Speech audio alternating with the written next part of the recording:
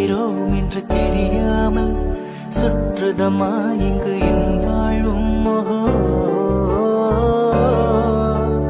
உண்மையில் என் மனம் மெழுகாகும், சில இருட்டுக்குத்தானது ஒளி வீசும், கடைசி வரை தனியாய் உருகும் மோகோ.